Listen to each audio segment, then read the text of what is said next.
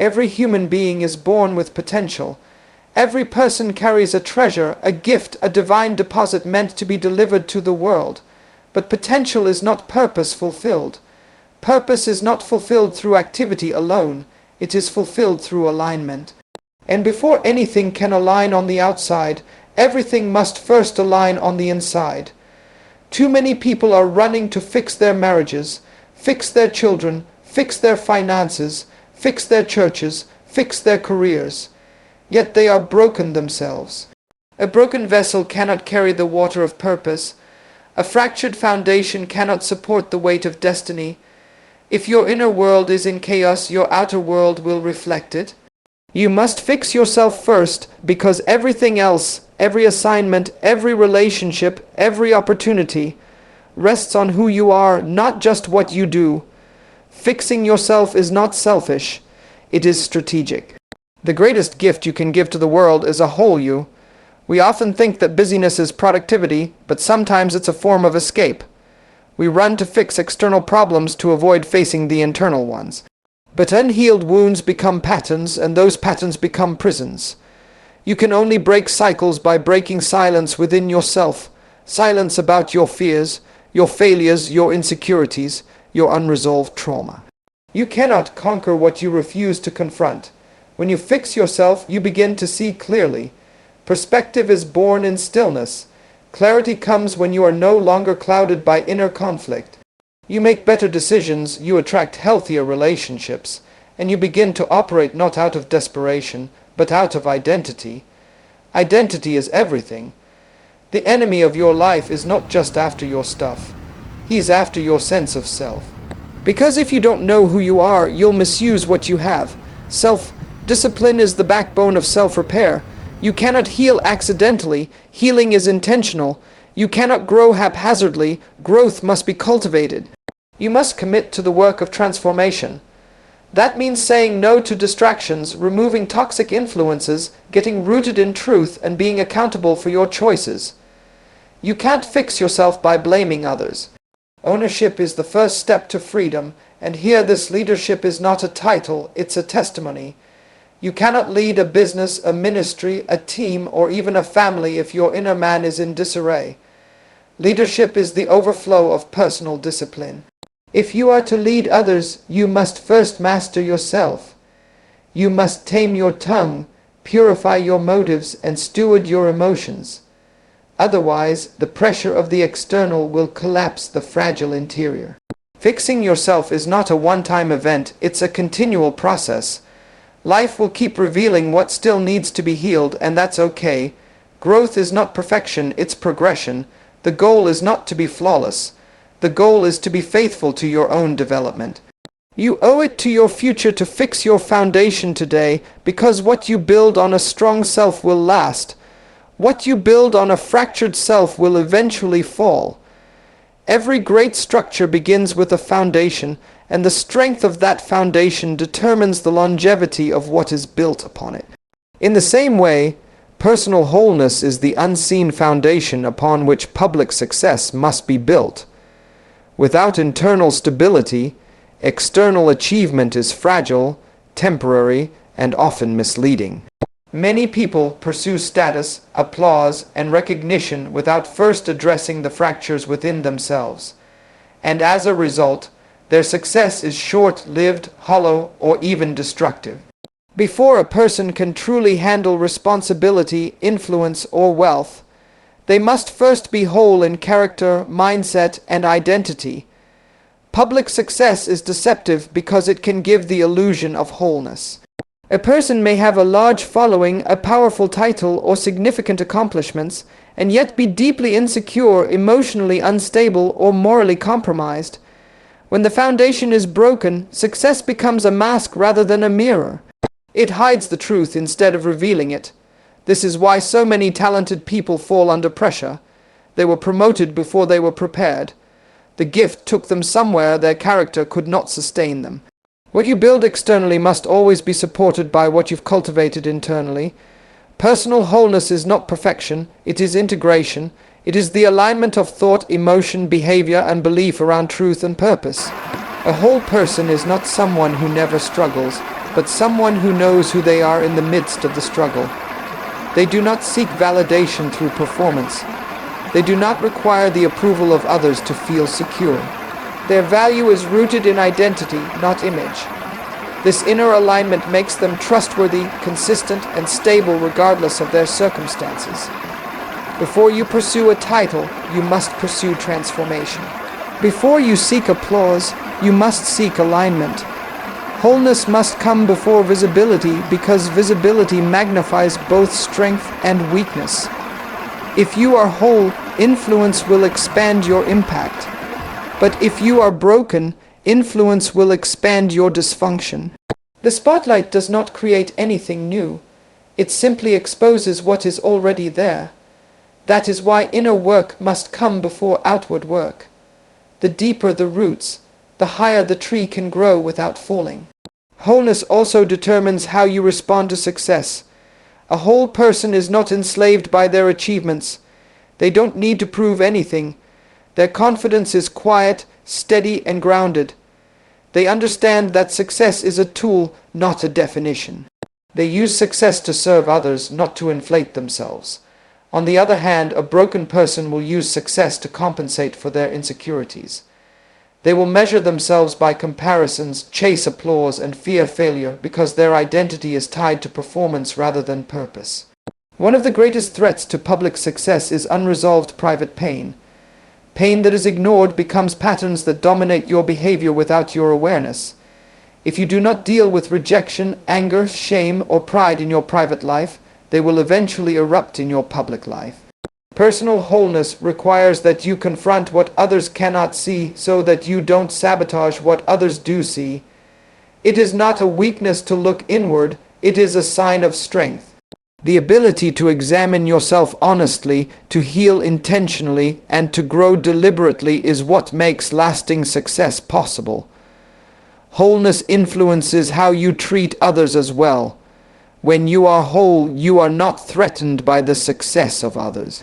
You are not easily offended, manipulated, or driven by ego. You can lead with compassion, correct with humility, and serve without seeking credit. Brokenness creates competition, but wholeness creates collaboration. In every area of leadership, whether family, business, ministry, or community, wholeness produces wisdom, clarity, and authentic authority that cannot be faked or imitated.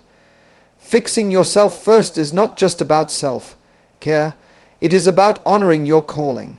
You cannot build what you are not prepared to carry. You cannot sustain what you are not strong enough to support.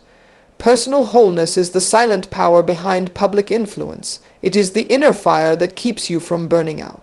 It is the foundation that ensures your success will not just be seen, but will last and serve its intended purpose. Self-discipline is not a punishment, it is a pathway. It is the bridge between potential and purpose, between desire and destiny. Every human being is born with the seed of purpose, but that seed does not grow in a chaotic or uncontrolled environment. Purpose requires structure, it requires order, and the most powerful form of order in a person's life is self-governance. Without the ability to master your time, your thoughts, your appetites, and your emotions, you will forfeit your assignment not because you lacked talent, but because you lacked control. Discipline begins with a decision to live by principles rather than by pressure.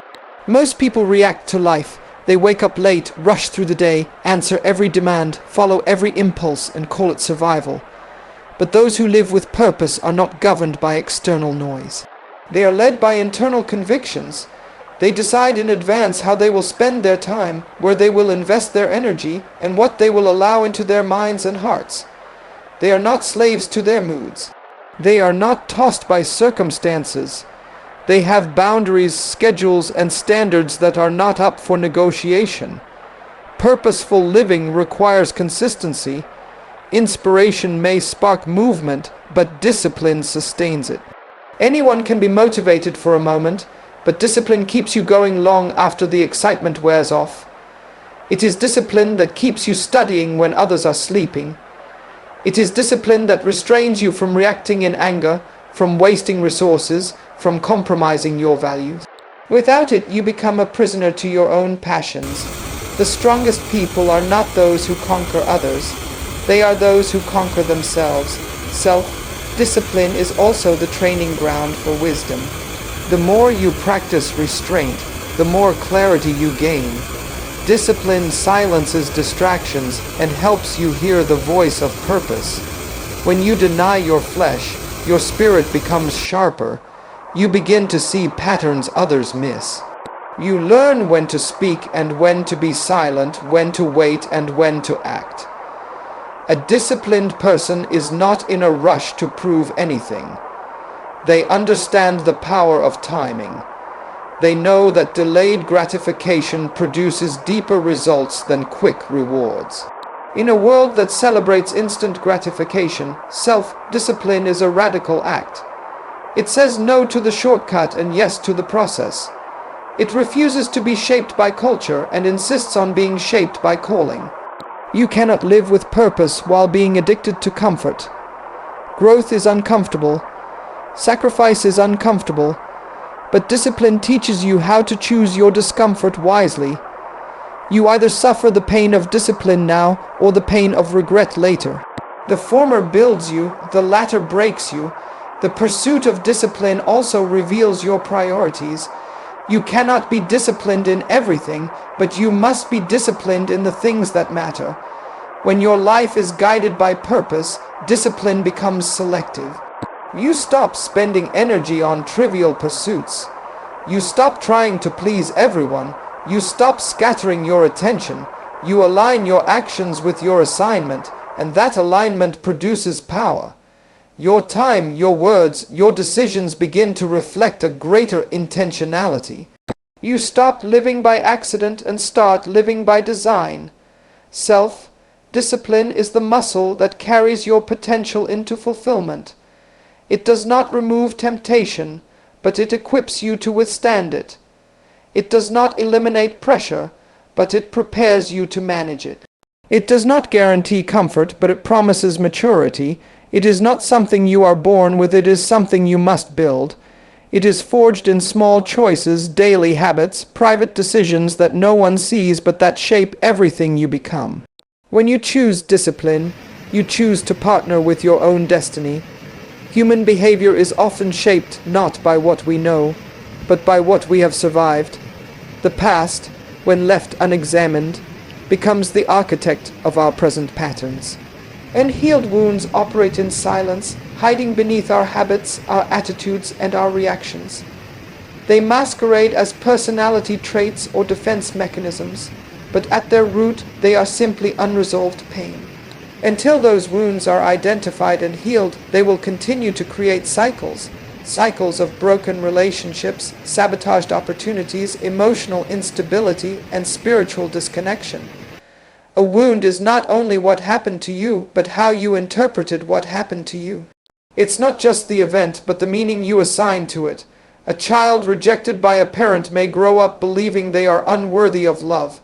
An individual betrayed in a friendship may adopt the belief that no one can be trusted. These internal conclusions, if left unchallenged, become strongholds. They form the subconscious framework by which future decisions are made. And because they were built in pain, they will recreate pain wherever you go. Cycles repeat not because people want them to, but because they never became aware of what caused them in the first place.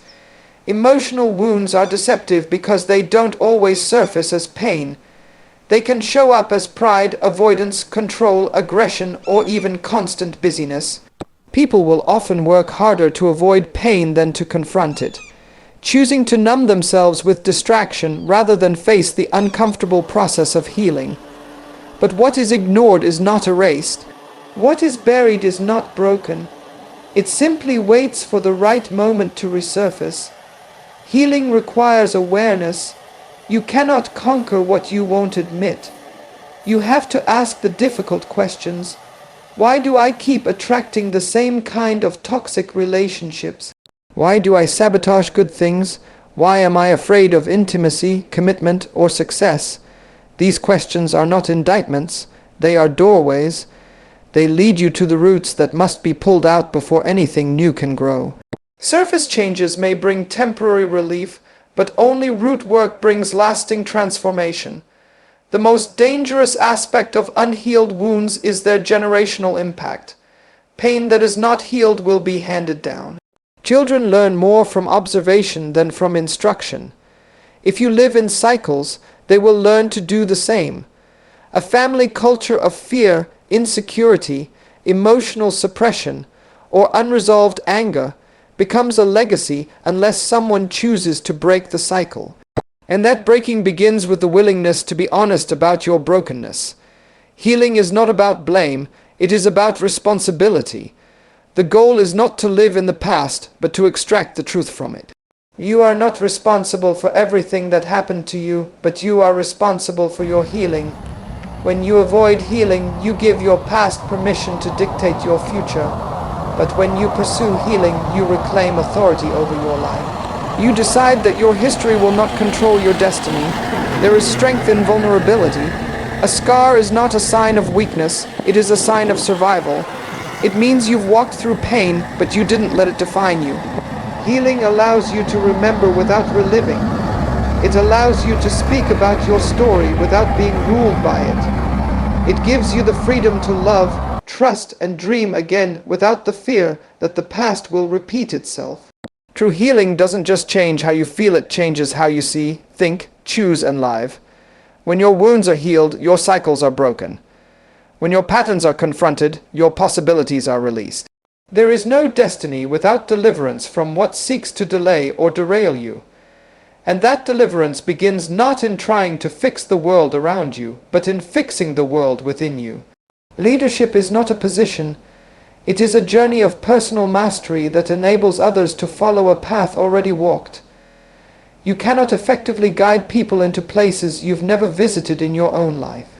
Influence is not about titles or charisma, it is about authenticity born from experience. Real leaders don't just talk about freedom, they embody it. They don't just demand discipline, they model it, and they don't simply give instructions. They lead by example. The authority of leadership is earned through personal process, not public announcement. A person who has not navigated their own emotional, spiritual, or moral development cannot be trusted to navigate others through theirs. There is a weight that comes with leadership, and that weight will expose what has not yet been developed within. If you are unsure of your identity, insecure in your value, or reactive under pressure, those you lead will reflect those weaknesses. People follow who you are more than what you say. If you are confused, they will be unstable. If you are fearful, they will retreat. If you are dishonest, they will lose trust. But if you are grounded, they will be steady. If you are whole, they will grow strong. And if you are wise, they will become discerning. Leaders are not called to perfection, but they are called to integrity. Integrity does not mean having it all together. It means being integrated, aligned, whole. It means your public message matches your private life. It means your decisions are consistent with your values. You can only take others as far as you've gone in your own development. This is why personal growth must be a leader's first responsibility. Leadership begins with self-leadership. Until you have conquered your own habits, healed your own wounds, and faced your own truth, you are not prepared to carry the responsibility of guiding others. People are not looking for perfect leaders. They are looking for honest ones. They are searching for leaders who are transparent about their struggles, who acknowledge their growth process, and who invite others into transformation by example. A leader who pretends to have arrived will lead others into deception, but a leader who shares from lived experience creates trust, connection, and the space for real change. Your journey becomes a map for others. Your victory over fear becomes someone else's courage. Your resilience in pain becomes someone else's hope. Your commitment to the process gives others permission to begin their own. Leadership without personal transformation leads to control, manipulation, and burnout. When you have not dealt with your own issues, you will use others to meet your emotional needs. You will crave affirmation instead of giving it. You will demand loyalty instead of earning it. You will interpret disagreement as disrespect and challenge as rebellion. But when you are healed, you lead from overflow, not from need. You empower others instead of using them. You create space for development instead of suppressing growth. You cultivate leaders, not followers. Before you try to mentor, correct, teach, or inspire, you must look within and ask, have I gone there myself? Have I walked this truth or merely learned it? Have I embodied this principle or only preached it? Have I proven this wisdom in the dark when no one was watching? Because what is untested in you cannot be trusted in you. What has not been forged in experience will not stand under pressure. Every leader must lead themselves before they attempt to lead others.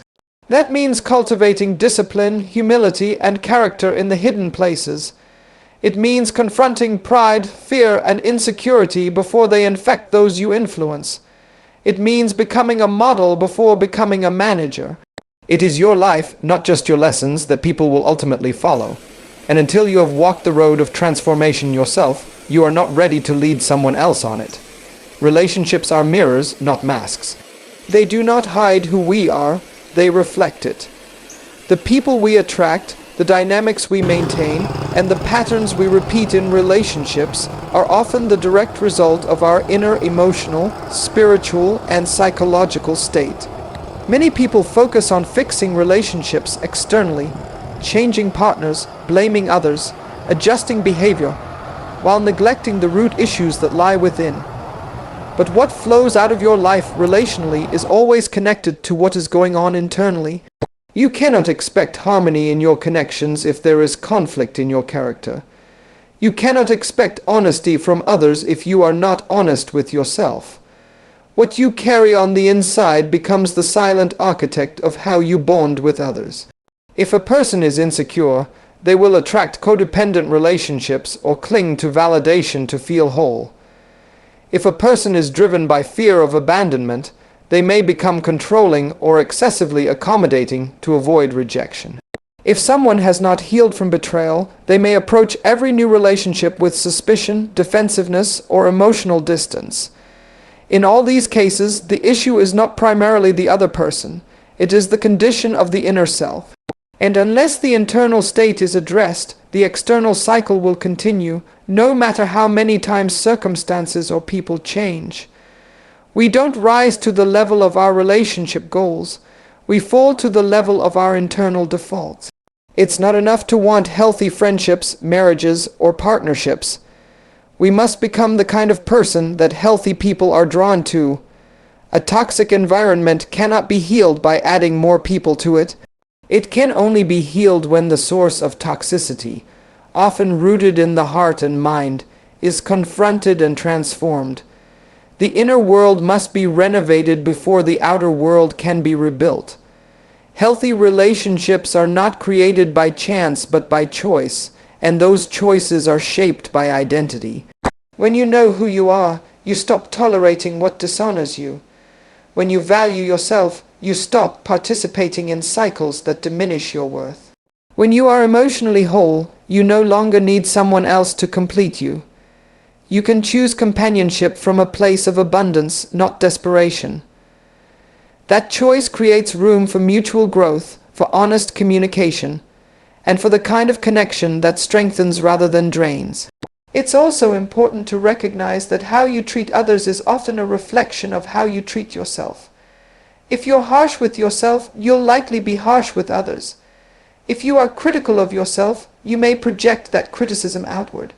If you haven't learned to forgive yourself, you may find it difficult to extend grace to those around you. But if you are kind to yourself, you can extend patience. If you have boundaries with yourself, you will have boundaries in relationships. If you are committed to your own development, you will value and support the development of others. Your internal environment determines your relational posture. A person at peace within does not need to dominate, manipulate, or perform. They can listen without being defensive, love without losing themselves, and walk away from unhealthy situations without guilt. Their relationships are not a desperate attempt to feel needed, but a conscious decision to share life with those who honor and respect their journey. This kind of posture can only be cultivated through intentional self-awareness and healing. The work of fixing your relationships begins by fixing your perception. If you view relationships as the solution to your emptiness, you will misuse them. If you see them as assignments, you will carry burdens that are not yours to carry. But if you understand that every connection you make is either a reflection of your growth or a call to grow, you will treat relationships as sacred spaces that both reveal and refine who you are becoming.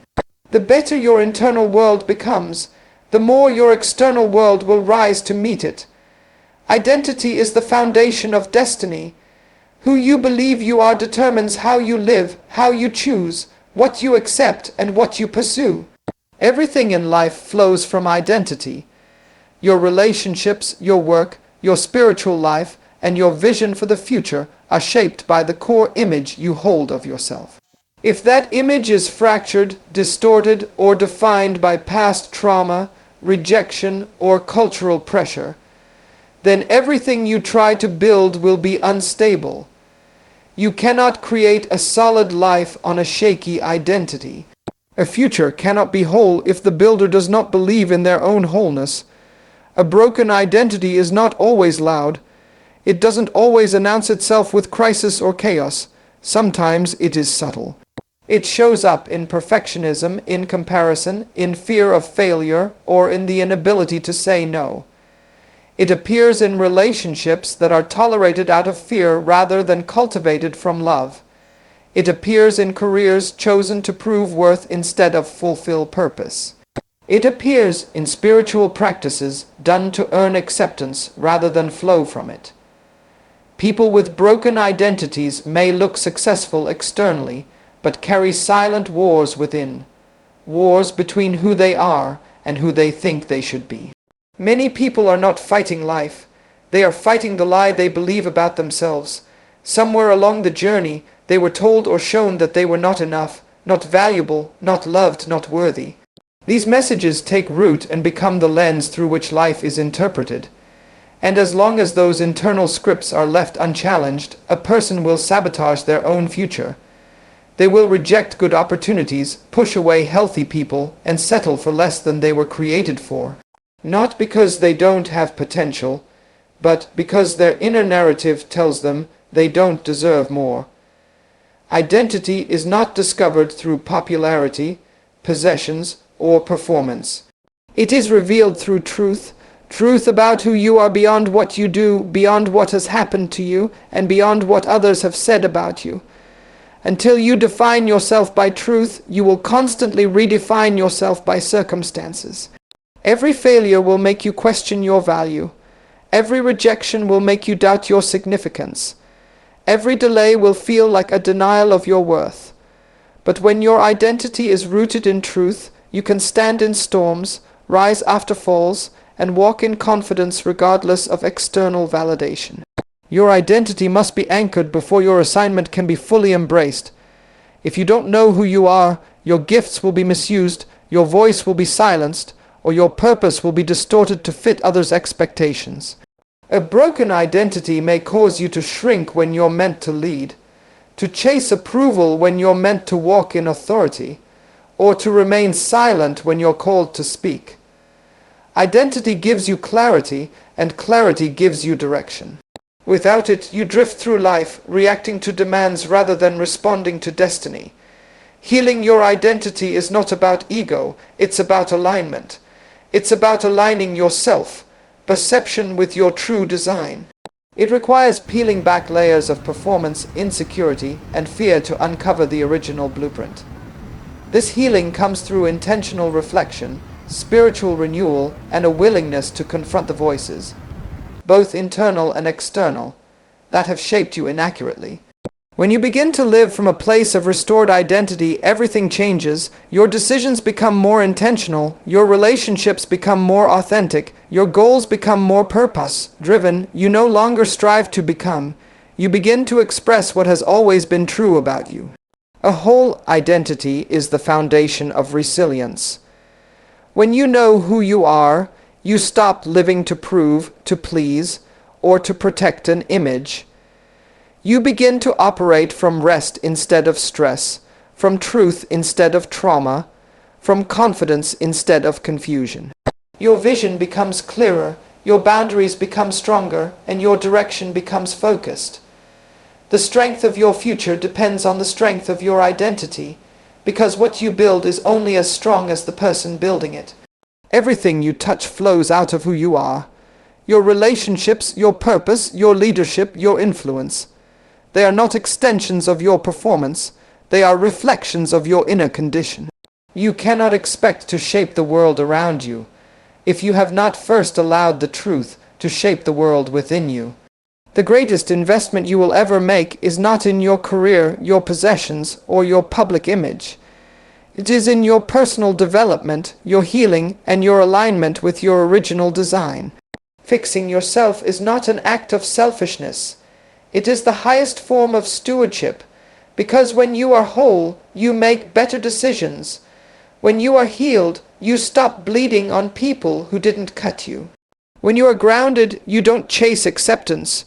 You walk in authority, and when you are transformed, you no longer react to life. You respond with wisdom, clarity, and purpose. You must become the kind of person your vision requires. You must become the kind of leader your calling demands. You must become the kind of partner, parent, mentor, or creator who operates from a foundation of integrity, maturity, and peace. That transformation begins not with fixing your surroundings, but with fixing your center. Until the person you are aligns with the future you desire, you will either delay it, distort it, or destroy it. So before you fix the relationship, fix your identity. Before you fix the team, fix your attitude. Before you fix the dream, fix your discipline. Because everything you're building is only as strong as the person building it. And when you get yourself in order, when you confront the broken places, when you develop the inner life that matches your outer calling, then, and only then, will you be ready to carry the weight of the future that is waiting for you. The world doesn't need more impressive people. It needs more whole people. People who have done the work, walked the road, and emerged with the strength to build what lasts. And that strength begins when you choose to fix yourself first.